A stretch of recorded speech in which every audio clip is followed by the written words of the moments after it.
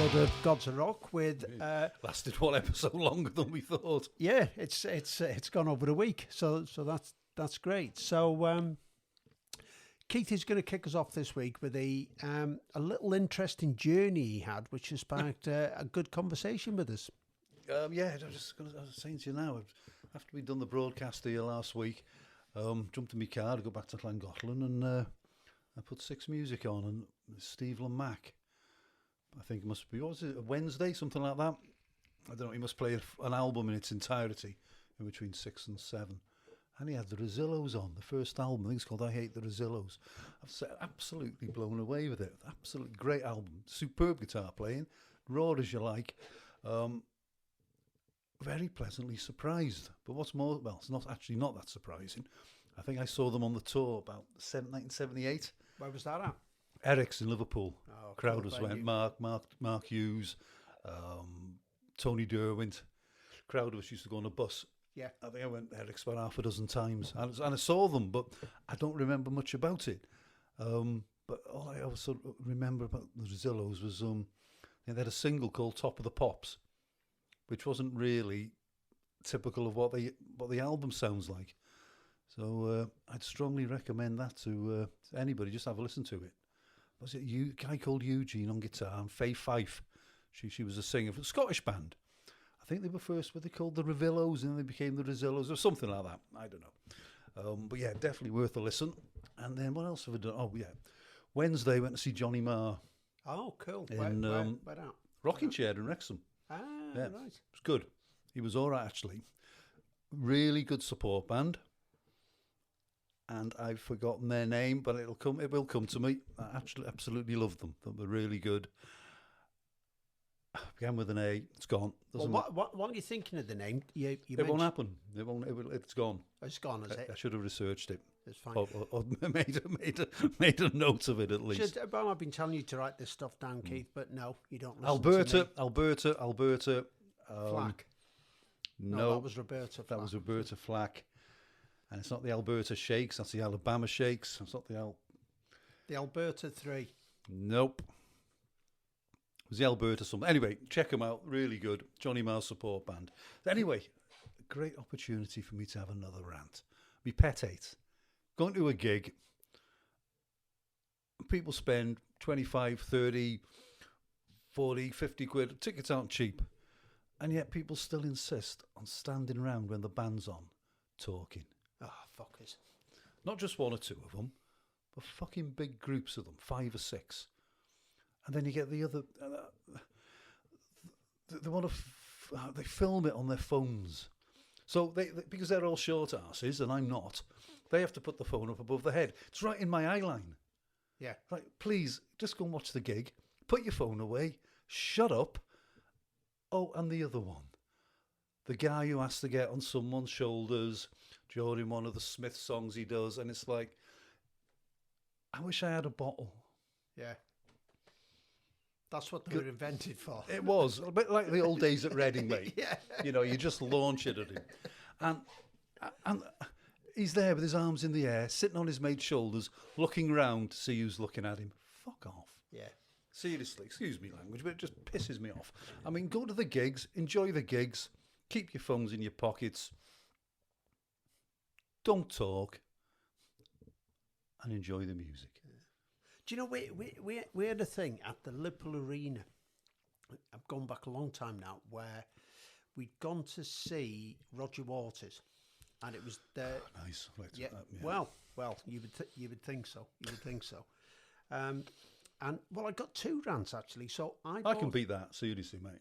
Yeah. I can beat 2 rants. Right, well... Yeah. But we'll let you do your... Let me do my 2 rants. I've had my blowout. So I bought the tickets the same time as a mate of mine. Yeah, we ended up being about 40 rows back, and he was 3 from the front. Right? No, he bought his after us, right? So that annoyed me really. But because it was the year of the Capital of Culture, a lot of people were getting free tickets, right? So in front of us, there was about sort of 4 Cheshire housewives, is the way to describe them. And then behind us were like sort of a gang of lads who, fancied themselves. And they were leaning over us, chatting the women up. just while the gig was on, and and I just got so angry. I was going to say, did they survive the gig? Well, one of them I got, and I sort of had to have a word with him to calm him down, and then I got him to swap seats because it was just, because we'd spent a lot of money. Yeah, as you do, yeah. A lot of money on that. So that's mine. Bit of a rant. Oh, I've had gigs. loads, seriously. I mean, it's nearly gotten naughty. They just shut up. I've said to people, look, mate, I've come here to listen to the band, not you.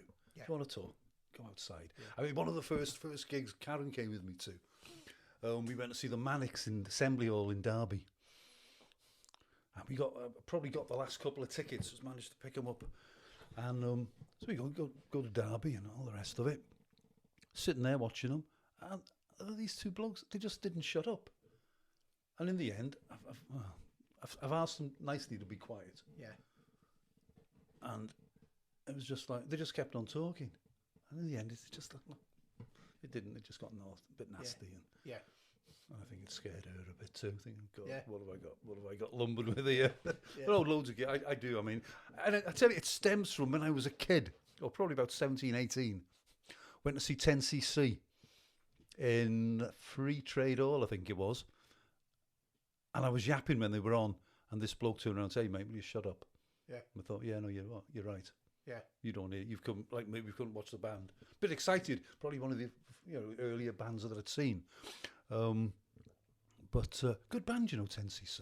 Yeah. Back in the day, great lyricists. Yeah. Great. I mean, I saw them at Nebworth with the Stones, 76. Then it must have been a year or two after on the original soundtrack tour. And they were decent. Yeah, decent and it's band in fairness. It's clever music as well. Yeah, when it you is. listen to it. Because It's they used to be Hot Legs, didn't they? Neanderthal Man. Yeah. And they had their own Strawberry Studios. I think it was in Stockport. And Gouldman's still around. He still goes out with them. Graham Gouldman, I think he played bass. Yeah. Well, I've got a little 10cc story. Is I worked with a guy who's in the same business as me. He was an art director, and I think it wasn't his mum. It was his mother-in-law. Yeah, she had a little bit of a fling with the guitarist, As you do. as you do. Eric Stewart or Lol Cream. I don't know which one it was. It'll be one of them. They were the guitarists in Yeah. 10cc, yeah. And after that sort of one night, he left his guitar there and disappeared. And she still kept that guitar. She won't sell it just in case he wants it back. But she's never got in touch with him. But, Well, talking about guitars, I was reading a clip on Facebook the other night, and I always thought the story related to Mick Ronson. But Steve Jones at the Pistols, yeah. who you've seen recently with Yeah, excellent. Generation Sex, yeah. He nicked Ariel Bender's guitar. Did he? The Hoople guitarist. And he's put it in his book. And he admitted he nicked it. And I think he's put in the book, Ariel, you need to get in touch. I owe you a guitar. But I'm sure I read somewhere that he nicked Mick Ronson's guitar during the Ziggy Stardust, Period. From Hammersmith Odeon. Now, I might be wrong about that. So, Steve, don't sue me, mate. I'm just saying, I think it might be that. But so he might have been Ariel Bender. Maybe I got it wrong. But yeah, it's in his book. So That was it. I've not read his book. I keep meaning to get around to reading it. I watch him quite regularly on Instagram. He's gone to a pie shop down in London. And Steve Jones, he goes in, he eats his pies, and he comes out. And I think that the last time he was in there, he ate 3 pies on the trot. Yeah, good pie shop in the it's worth going. Greenwich. Greenwich. Yeah, great pie shop. Anyway, yeah. So that's our rants over. I think we'll, talk about some of the gigs we've been to that have been Rantlers, or that have been social. brilliant. Yeah. Absolutely brilliant. I tell you what, little gig I went to last night, because you mentioned Eric's earlier on. So I went across the road last night to the Cavern Club to watch Skindred, little acoustic Welsh set. band. Yeah, absolutely superb. Number 2 in the charts at the moment, if not number 1. But I think what I loved about that gig last night, and I'll come back to Eric's in a second because you mentioned Eric's, was it was like old school gigs. It was rammed, it was red hot, and the walls were dripping. And I love that when you got live music and you're crammed in, there's nowhere to move, just you're in that vibe, and everybody's singing along and rocking to it. But Storm mentioned to me something last night. There's when you look at Eric's, they've got a list of the bands that have played there. And I never realised Talking Heads had played there. Yeah. Every now and again, there's a Facebook page called Keep It Out of Sight. And there's this bloke who, maybe various blokes or women, post the old gig guides. Oh, cool. You know, coming up and all the rest. And I think I went about half a dozen times to Eric's back in around 78, 79. I remember seeing the Pirates there, Mick Green, that was great. I saw Susie and the Banshees. What, in Eric's. Oh, no, that would be a good And it was about, I mean, seriously, the head space, I had about 3 inches. Yeah. It was about 6'9". Ultravox. Cool.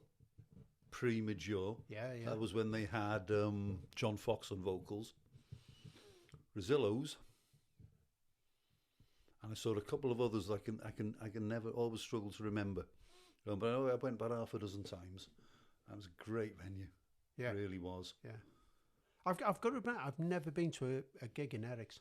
No, it's good, but is it still open? Yeah. Well, I don't know. Yeah, I think it is. But it was a great venue, and as you say, you look at the old lineups. Yeah. And the listings, maybe they'll give you a 3-month listing. There's some great bands played there. But then every now and again, I mean, there was one I was looking at, and there was, I forget who it was now, but it was just like a run-of-the-mill rock band. And you think, oh yeah, so they were still accommodating everybody. I suppose a bit like Reading in '79 when they had all the punk stuff on the Friday. Yeah. Absolute carnage. Yeah. You had Sham fans running absolute, it was mayhem. Was Sham on the year we went together, or? I don't know. I think Sham were there in '79. 78 or 79, because the Jam played there.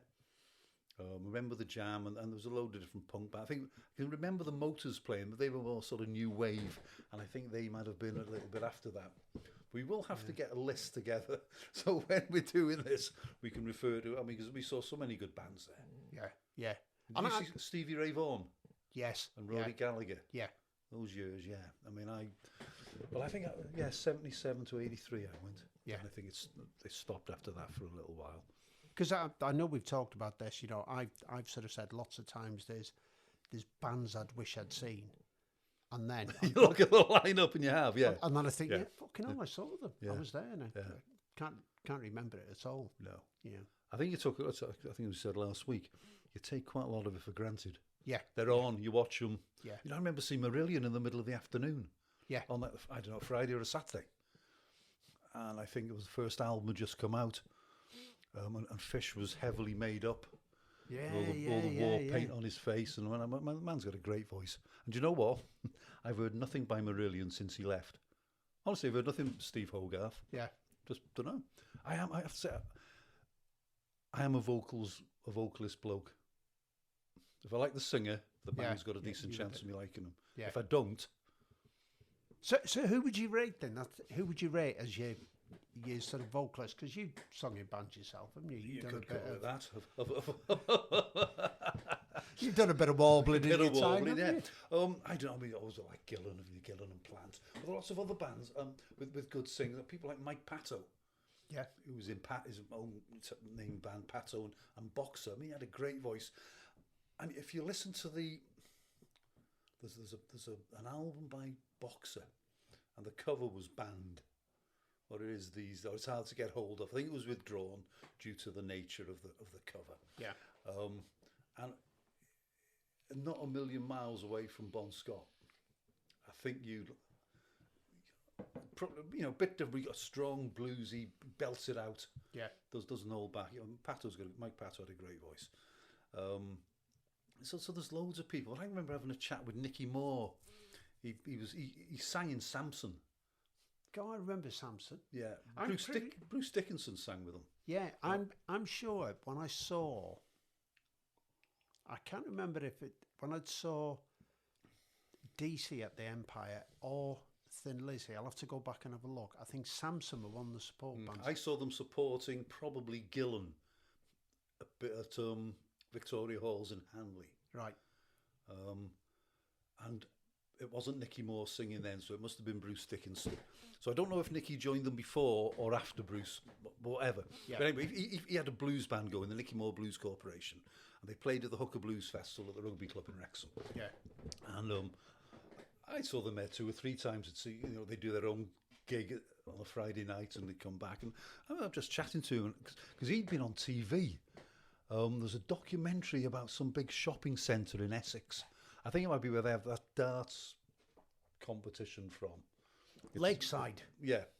I think there was a complex, and I think he got a room there, and he was a vocal coach. And so I had a chat with him, and I said to him, who do you reckon who's the best singer out there at the moment? Danny Bowes out of Thunder. Did he? That was his answer. He said Danny Bowes, he said, covers it all. Great singer. I said, what about people like Coverdale? He was. I'm not going to say on air the reasons he thought he wasn't any longer. Yeah. And he also had some fairly unkind words to say about Graham Bonnet. Do you know? Not that, but he said they call. He told me, he said, they call Bonnet Graham 2 takes. Graham 2 takes. Because he said if he doesn't get it in the first 2 takes, forget it. Yeah. I don't know. I mean, no. It's interesting. So Graham Bonnet with Rainbow, because I'm a massive, Rainbow fan, but I'm Dio. Yeah, through and through, right, all the way. But so I've saw Bonnet with Rainbow, and it's fine, Yeah, it's on the D side. Yeah, at the same gig. It was at the same gig. But I went to see him in a club in Bradford, must be 20 years ago, on his own, and he may have done 1 or 2 Rainbow songs, but he'd done like a really big rock and roll set. Yeah, he's into it, isn't he? And he fucking nailed it. Yeah. Nailed it. No, he's a good singer. Yeah. I'm just not sure he was right for Rainbow. Yeah. For what I... Yeah. You've had Dio doing three studio albums and a live album. Yeah. And he goes off and joins Sabbath, doesn't he? Yeah. Did the Heaven and Hell album with him. which I loved. So I don't like it that much. Oh, do you not? No. Again, I don't know. Sabbath for me is Ozzy. Yeah. Purple for me is Gillan. Yeah. Coverdale got a great voice, but it ceased to be Deep Purple in a way. Yeah, They're good albums, and I suppose what you have to do is sometimes think, okay, if it wasn't Deep Purple and it was just a band, would you like it? You think, yeah, probably you would. Yeah. But it's just getting away from that bit of it, because I saw Purple in '76, last gig at the Liverpool Empire, and Nige went. I remember Nige being there. Tommy Bolin had a nightmare. Bless him, he was off his face. Yeah. He was struggling, wasn't he? And I'd gone with I'd gone with a group of lads from, it might have been from Acrovia, I'm not sure. But Nige went with a different group of people. And he was telling me a couple of days after, they were standing at the stage door, and the band came out. Nige shouted something like, "Fuck off, Bolin, you shite." Did he? It was Glenn Hughes. But he was. I mean, Tommy Bolin is a great guitarist. His solo. Have you ever heard his solo albums? No, I haven't. Private Eyes and Teaser, fucking great albums. And I've listened to him on YouTube with Purple, doing live gigs in this. I must have been it was the America leg of the tour, and he was outstanding. But by the time he got to the UK, because it was so, the Purple fans made it known they didn't want him. They wanted Blackmore.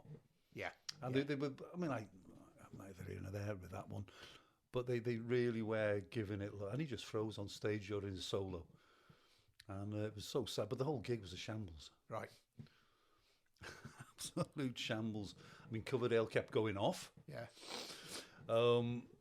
Yeah. And it's just like, I mean, because Bolin, was it the Live in Japan? John Lord does it all. Yeah. Because Bolin, that's off his face, slept on his arm for 8 hours, and his left arm wouldn't work. Right. So if you actually listen to Live in Japan, the intro to Burn is John Lord on the keyboards, on the organ. I didn't know There's hardly any guitar in it at all. Right, till his arm woke up. His arm had gone. Yeah. He just collapsed and he was off it, and the arm refused to work. Yeah. Well, we've all had that. And that was it. I suppose for me, Sing is it's Bon, it's Gillan. Yeah, I like Ozzy's voice. It's just, and I like a lot of his latest stuff as well. Yeah, there's not another Ozzy, is there? No, not at all. Rob Halford, Yeah. Judas Priest. You know, still really powerful. Yeah. But so, Huge. Hasn't he got some ridiculous range he can cover? I remember reading years ago that he could cover, I don't know, so many different octaves, however it works. well, I tell you how big his range is. I never concerned myself about things like that. You know, he can sing in London, and we can hear him in Yeah, Wales. it is a That's bit how like that, fucking isn't it? big Yeah. his I've never his seen range is. Priest, never a massive fan. You know, I was a band that never really. I've got Rock and Roller, got that on single when I was about 16 or 17 on the Gull label. But no, I had Turbo, and I thought it wasn't for me. I don't think that's indicative of the stuff they play. No. I don't think it's got a particularly good rep. No. Whatever. But yeah, well, we've got tickets to see him next year in Birmingham. So I'm looking forward to that. That'll be a good gig. And I just like his presence on stage. You know. Yeah. They no, there's a lot of good singers about. You know, as you say, Gillan, Bon. Not a massive fan of Brian Johnson. He's okay, but again, it was a fucking hard act to follow. Oh, you won't follow it, and I think he did a Yeah. great job. But for me, it's me and Karen, we were talking about it the other day. Sometimes it's almost just too much. Yeah. Just wish you tone it down a bit. Whereas you listen to Bon Scott now and you think, yeah, it was a one-off. Yeah, As well. absolutely. You see, the sort of other guys. I mean, I loved Rory Gallagher's voice. Yeah. Jack Bruce. Yeah. Great singers, you know. And I mean, obviously, Jack Bruce is, you know, he was an integral part of Cream. It had only been a three-piece, but as the bassist and the singer. But Rory's only ever spoken about his guitar playing. Yeah. But I think he's got a hell of a voice. Yeah. And there's almost that thing about, you know, the guitarist and, you know, a guitarist who sings, they might not be the greatest voices in the world, but it's theirs. It's theirs. Yeah, it's look at Ian hilarious, Hunter. isn't it? Yeah. You wouldn't class him as having a great voice. But No. it's Bob Dylan. Yeah. You know, there's a lot of people who aren't great singers, but they can. But it hold a just tune. works, doesn't it? It works for them. You know, I mean, Dan McCafferty, he was another. He had a hell of a voice. You know, Yeah. I mean, if you go through your collection, I go through all these guys can sing. You know, they've all got good voice. I mean, Paul Rodgers, Freddie Mercury. Yeah. I mean, magnificent singers. Yeah. Think Yeah. about Paul it. Rodgers, again, you know, there's not many people, like you say, people on name your top 5 singers, they'd put him in there. But you listen to any of that music. That's right. I mean, you listen to Coverdale's 2 solo albums after he left Purple, White Snake and North Winds, and his singing on that is so soulful and bluesy. And he's just got rid of all the Purple shackles, the expectations of what Purple were expecting from him as a singer, and he's just, And then there was Trouble, and that, again, Trouble's a good album. Yeah. And he comes across well on a lot of his stuff. In fairness. Yeah. I'm sort of struggling a little bit with Coverdale at the moment. Oh, I am. I haven't He listened paints to his toenails. Yeah. And puts pictures of on Instagram. You know. I draw the line there. It is But then toenails, you've I got your suppose. more sort of understated singers like Phil Lynott, Yeah. Phil Mogg. Yeah. They're not. You don't listen to them and think, wow. But I mean, some people may do. I mean, I don't. But they're good singers. They're good, strong vocalists. Because I've been a UFO fan from day Yeah, I one. love UFO. Yeah. But again, I don't get their studio albums for me don't quite cut it. I just find it a bit, I don't know, almost underproduced. And I could contradict that and say I don't like stuff that's overproduced. Yeah. But I think again, one of the problems I had was the first album of theirs I bought was the Strangers in the Night. Right. And you listen to that and I think that's all I need. Yeah. Yeah. You know, same with Lizzie. Yeah. I find some of their studio albums are okay, but I find a lot of them a lot of filler. Probably going to get slaughtered for this, but the live album again, superb. Yeah. Live and Dangerous, classic. Yeah, Classic. yeah, it is. It's a great album. Yeah, and probably a week. Come on, then, doesn't off the go top of by. your head, best 5 live albums. Ooh. If You Want Blood.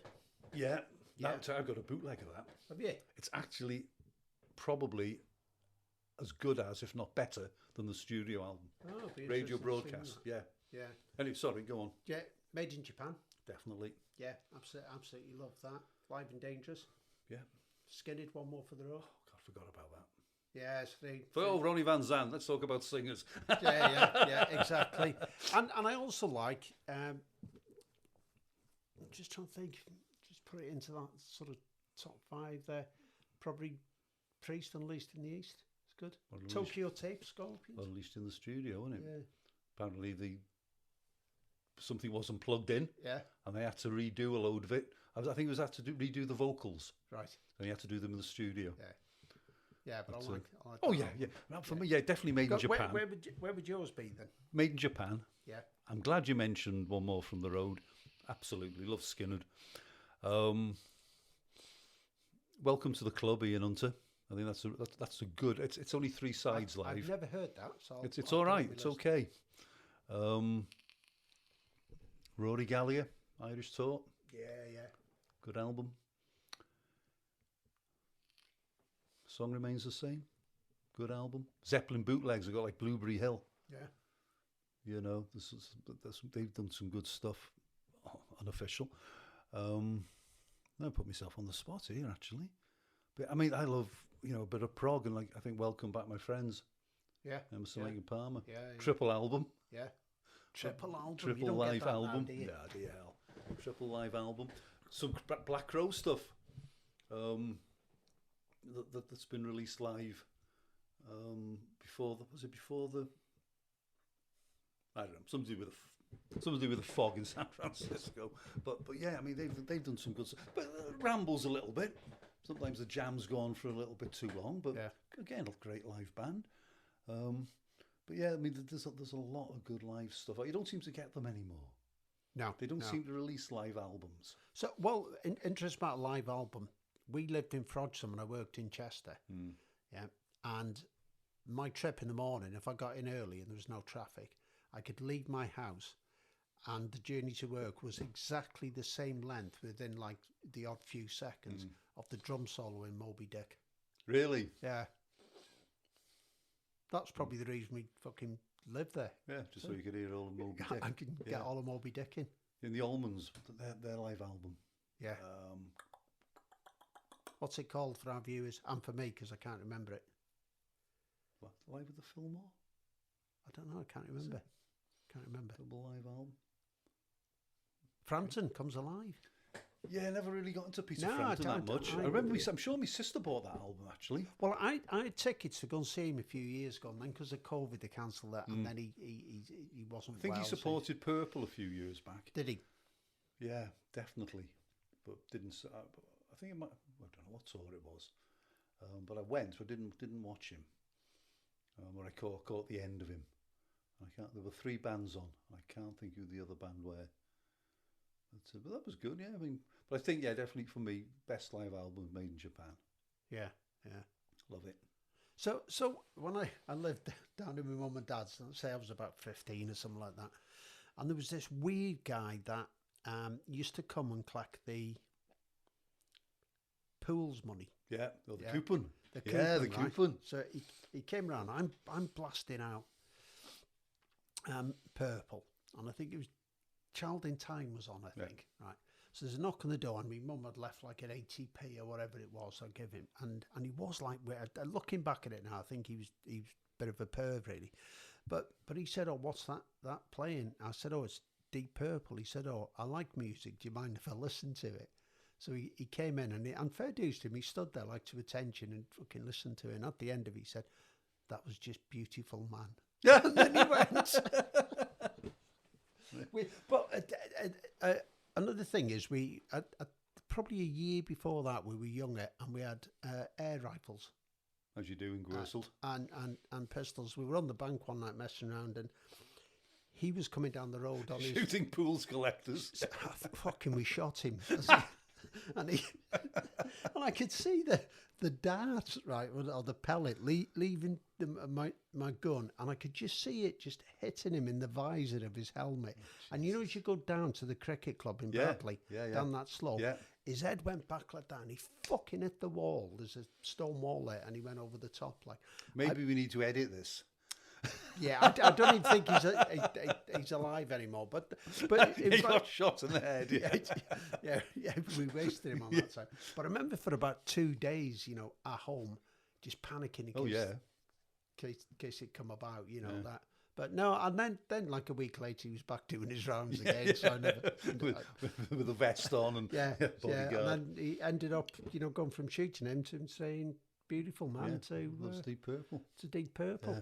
So education done.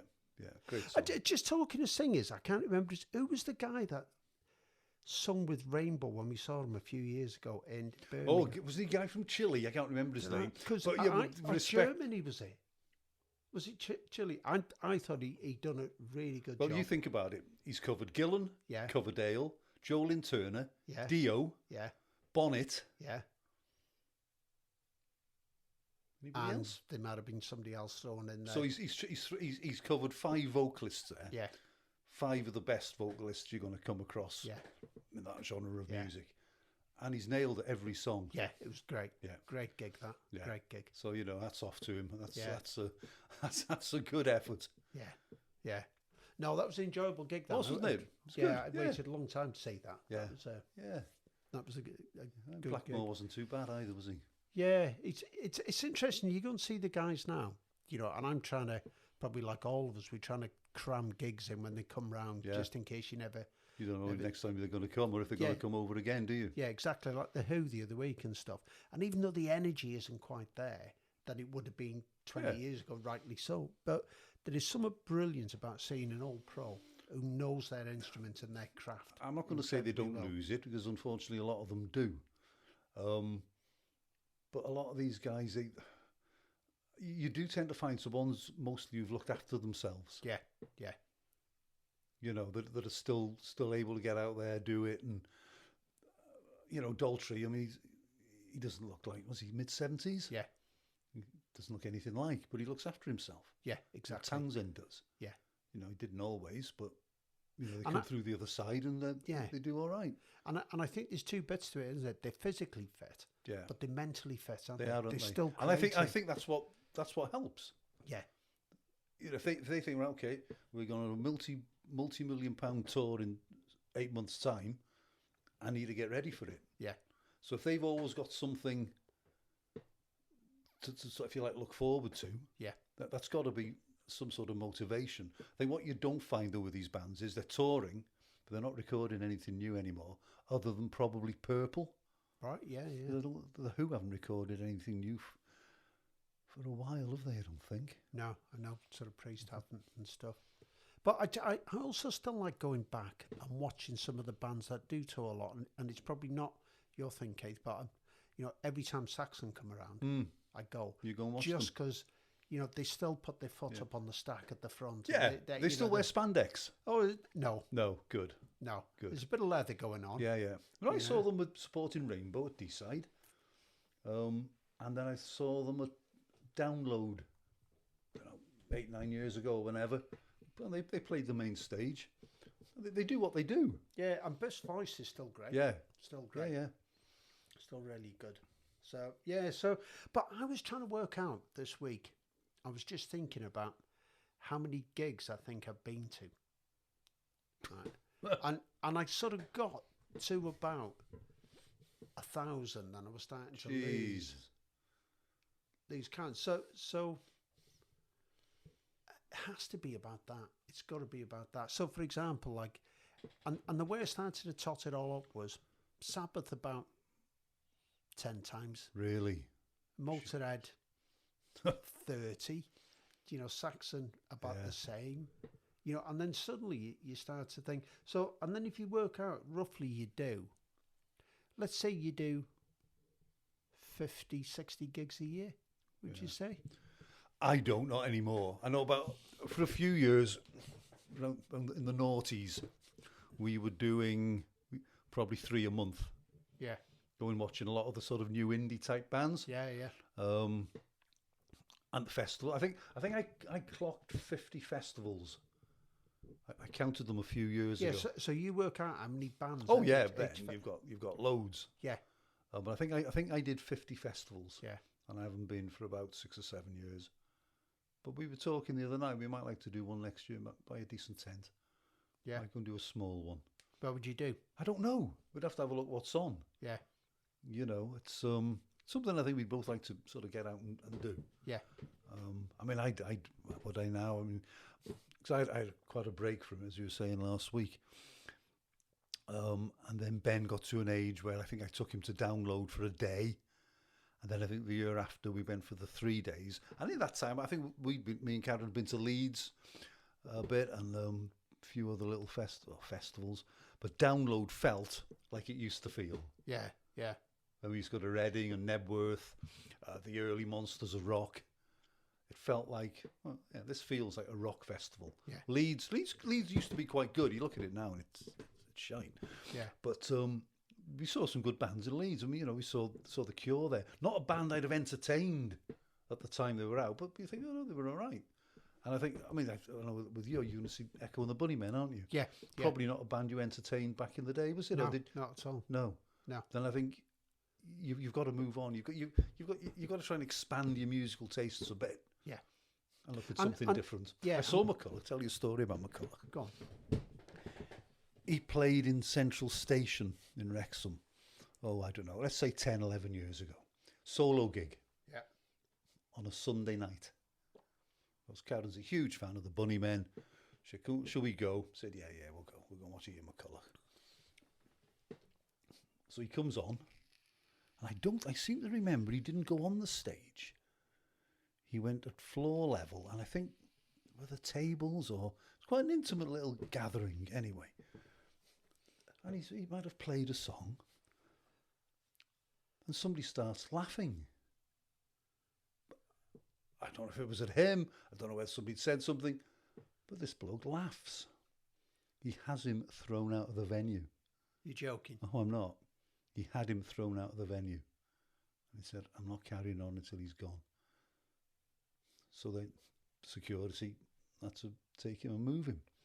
And it left a bit of a wanker. Yeah. And so he came, he did his songs and whatever. And he comes back on to do a little encore. And I just couldn't resist it. Said, Ian, all right if we laugh now, mate? And I thought, I don't care if you throw me out now. Yeah, it's the encore. Doesn't It's matter, the encore. But yeah, I just thought, oh, God. Yeah, okay. I remember we used to go. We saw the Bunnymen supporting the Stones, me and Ben. Right. Anfield year last June. Good. No, I don't like them. I'm not massive. I'm not massive. It's a support band, isn't it? Yeah. And no matter who they are, they never seem to get a good sound. No, they won't, will they? No. Alberta Cross, that's the band who supported Johnny Marr. Because that's what I wanted to say to you. They had an absolutely superb sound. Right. So hats off to Johnny Marr for. I think a lot of main bands will say, knock off half the amps or knock off half, whatever. Yeah. They had a great sound. I tell you what, the sound there is absolutely, probably for a club venue, the best live sound I've heard. Right. Because we went the other week, didn't we, to see Molly Hatchet. Molly Hatchet. And the sound was crap, wasn't it? It was great for the support band. The fucking support band who went very good, but the sound was great. Excellent. Yeah, the main act came on. Yeah. So and in fact, it's like having cotton wool in your ears. Yeah, it's only really the way that you sort of got the music is because we knew the songs. Yeah, it was. You wouldn't have known. No. It was a bit like when I think I said last week, when we saw Sabbath, when me and Nige went, 6th row, it was just the wall. I think the only song you could barely pick out was probably War Pigs, Iron Man and Paranoid. Yeah. The rest, it was just a wall of sound. Yeah. Well, my mate Crusher tells me a great story about. So he was on tour with, on the Ozfest tours, and he was like the compad and all that sort of stuff. And it was at Donington, right? So Crusher does his bit on the stage and all the rest of it, and entertaining the crowd and stuff. Then he comes off, and the stage manager said to him, "We've just had a phone call, a complaint from 30 mile away about your language. She'd like you to ring you back and apologise." So Crusher, fair dues to him, he picks the phone up and he said, "Is that Mrs. whatever name?" Yeah. He goes, "I believe you've got a problem about my language." She went, "Yeah." He goes, "Well, to be honest with you, Aussie's on next. You're fucked."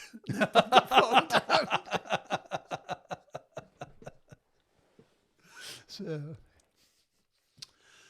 yeah, so I think that's probably episode 2 done, is it?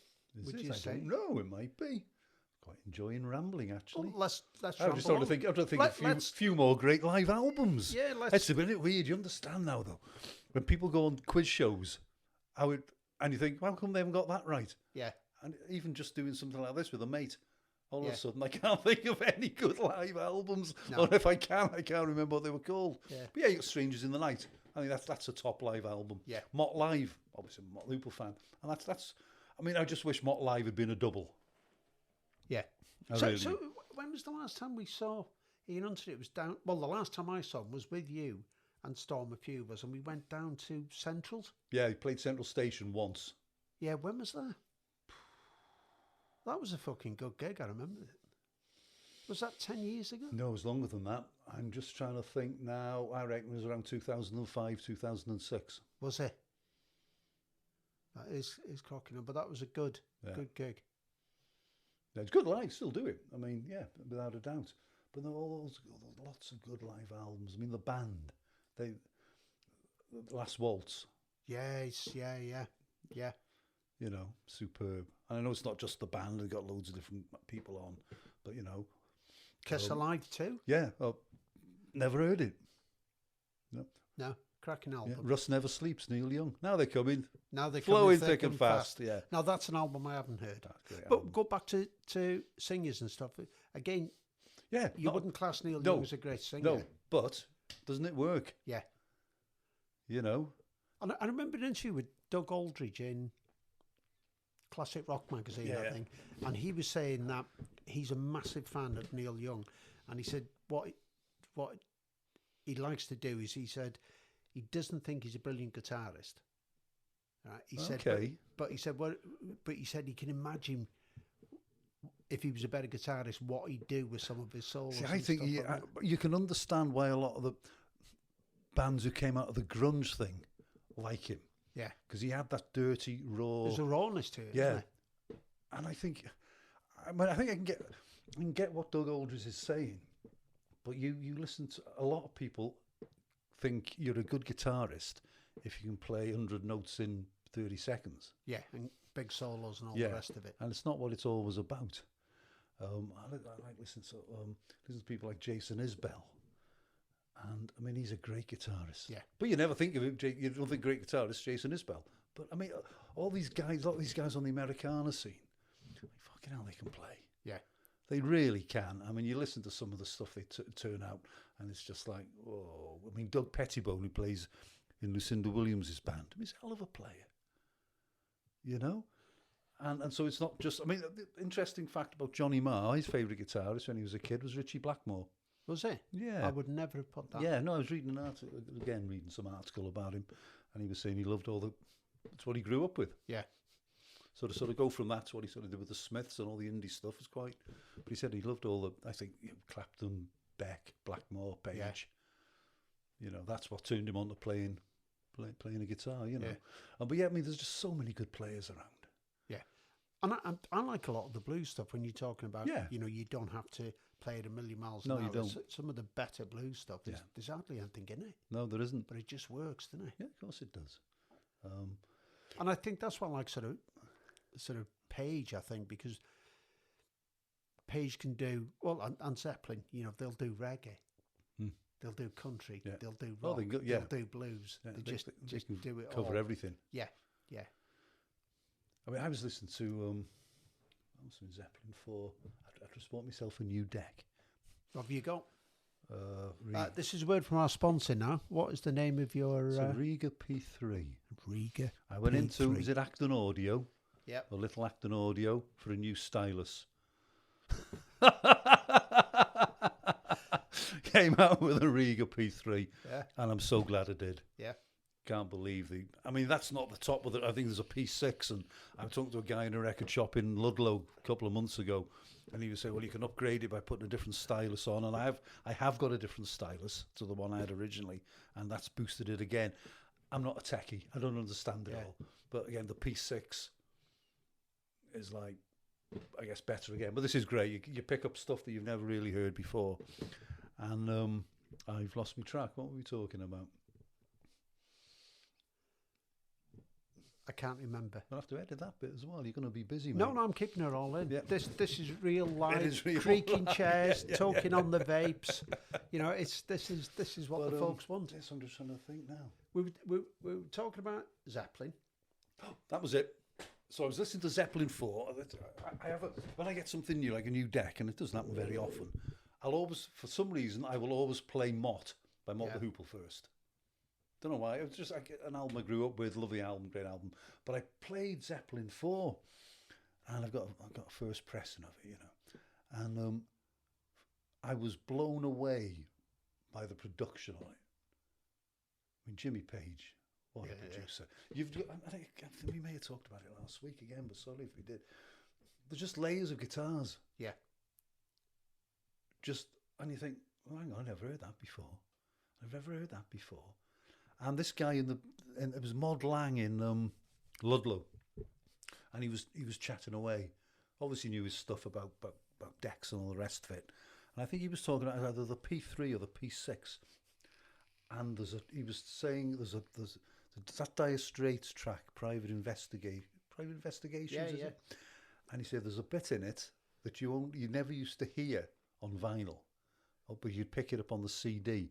But he said whatever he's got, you can actually hear it on the vinyl as well. That's somebody dropping something or part of the song, but so there is, you know, there's a benefit, and then you do hear a lot more and a lot. So it's worth the investment. Yeah, but God knows what these decks. I mean, my lad was saying he was over at his mates in Manchester a few weeks ago, and he works in a hi-fi shop. Right. And he was listening to 20,000 quid's worth of deck. Right? Just say it slowly.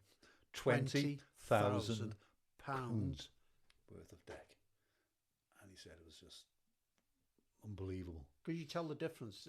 Did he think you could tell the difference with, you know, a couple of grand? Probably, he's got quite a keen ear. Yeah. But he's just said it was. So I can't imagine what it must be like. No. But I can also understand. Now I've sort of gone, because I had my old Technics stacking system. I had it for about, God knows a minute. Bought it in the late 80s, I think.